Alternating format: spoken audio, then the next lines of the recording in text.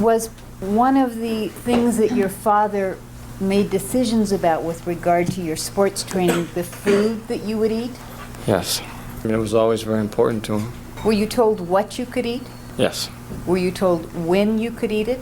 It depended on what was happening that day. If there was a practice, it would be 3 hours before. You wouldn't tolerate 2.5 hours, it would be 3.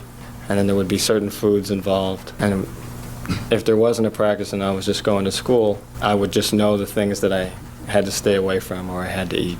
Stay away from sugar, dairy products. That changed because there were times when dairy products were a big thing. It depended on what he was reading, whatever was in the literature, if it was the Eat to Win diet, if it was something else.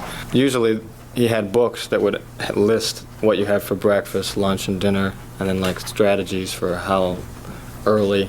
But he changed his philosophy a lot, because I remember him reading about Pancho Gonzalez would fast during the tournament.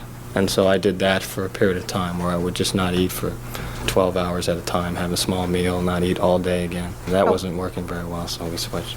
How old were you when you were doing the Pancho Gonzalez fasting program? 13, when I was just becoming real competitive. How many hours a day were you playing tennis? Probably like 40, 45 hours a week. And then you're going to school also? Yes. Did you sit down and talk with your dad about these food programs and sort of decide together what you were going to do in terms of your diet? Or did he decide?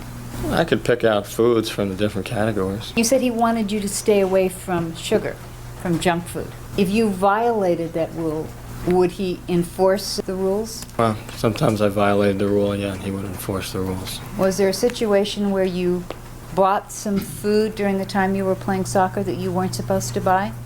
Yes. How old were you? About 11, almost. And what happened? At the Lawrenceville Deli, we stopped there routinely on the way from or to the soccer fields from where our house was.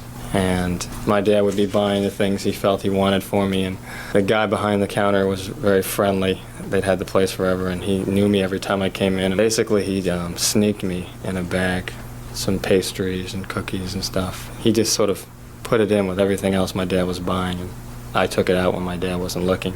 Did your dad find them? He found them on me outside the store. Were you eating them? I was eating them. Yes. What did your dad do?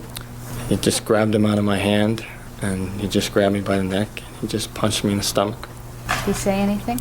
No, he dragged me to the car, and I don't believe that he said anything.